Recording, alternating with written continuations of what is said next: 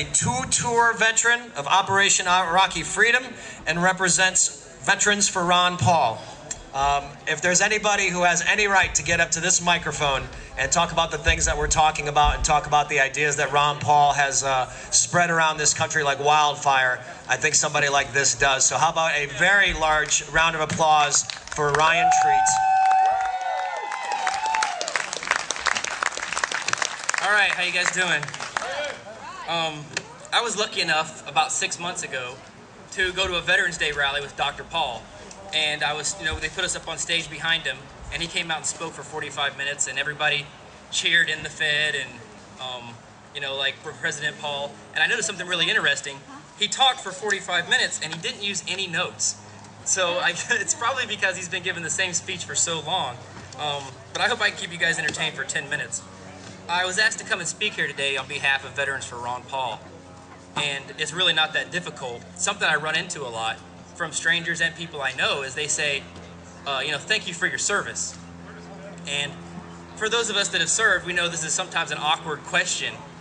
And for those of us that are enlightened as to what's really going on in these wars, it's even more awkward. And so I oftentimes find myself saying, don't thank me for fighting in unconstitutional, unjust wars. It's not really something I'm proud of and something I'm morally opposed to. And then they look at me weird, and I try to explain to them about the Founding Fathers' policy of non-interventionism and what the role of the military should be. And then it turns into a long conversation that they never wanted to get into. So I kind of came across this saying, when people thank me for my service now, I just say, you can thank me by taking a closer look at Ron Paul. And people are shocked. But they're shocked because, like I said, I'm a two-tour Iraq veteran. Ron Paul has this theme of being weak on defense, which, I don't understand how he can be weak on defense just because he doesn't want to police the world and, nation build and use, neo-mercantilism to use our military to take over the country and all of our natural resources.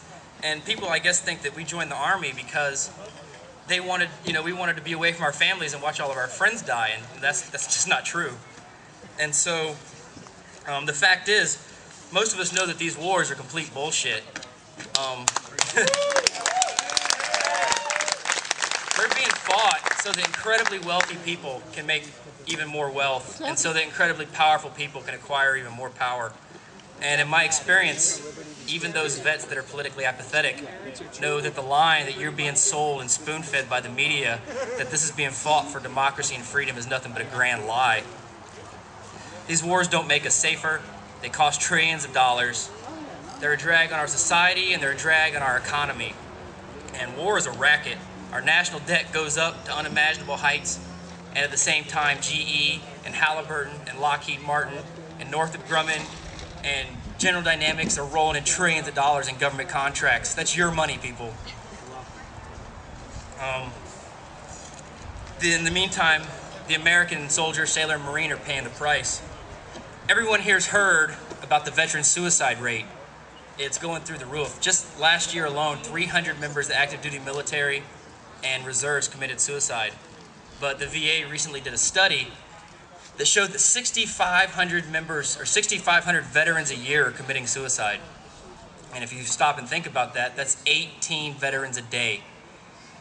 That includes not just the current war, but the Vietnam War, and the Korea War, and the first Gulf War, and all the police actions that we have in Panama, and Grenada, and Lebanon, and Uganda. What are we doing in Uganda? I don't know, but we're there.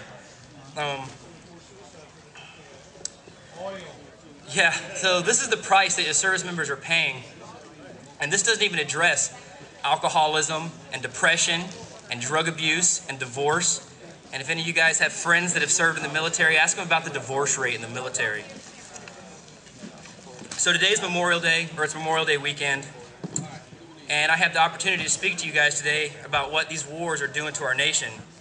And it's important that you understand that right now, as we speak, people are fighting and dying halfway around the world. And these wars are being fought in your name. When Ron Paul got up on stage and said that when he sees the vets coming home, his heart weeps for them, I sitting in my living room by myself, I shed a tear or two myself, because I see it every day. I know exactly what's going on.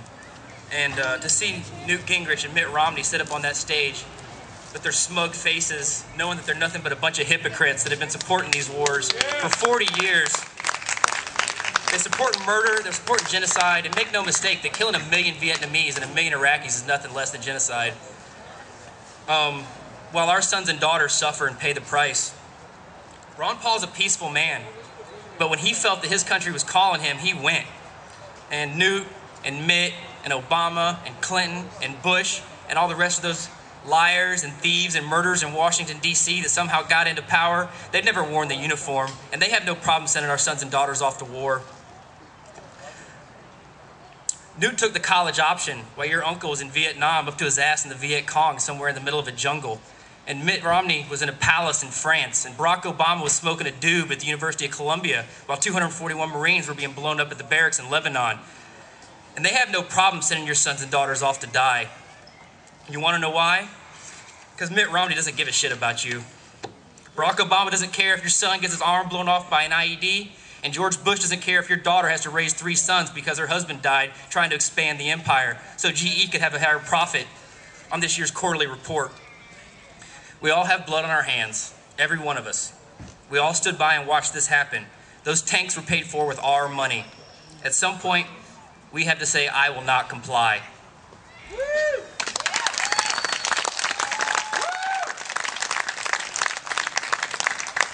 I've personally drawn my lines in the sand, and I'm not going to cross them for any man, and I'm not going to cross them for any government. As a member of the Army, I took an oath to support and defend the Constitution. And Ron Paul took that same oath, and for a long time, he's been standing up for it, and he's been standing up for the rule of law, often as a lone voice in Congress. And now it's time that we stand up for him and his cause. The threat is real. The time is now. We're seeing it getting worse and worse as our freedoms are stripped away every day by this fascist warfare welfare state.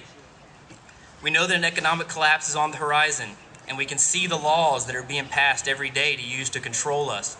NDAA, HR 347, the Patriot Act, domestic spying, targeted assassination. Thomas Jefferson said that when laws become unjust, resistance becomes duty. It is your duty to resist. It's your duty to resist unlawful taxation. It's your duty to resist unjust laws. It is your duty to resist these imperialistic wars. Thank you very much.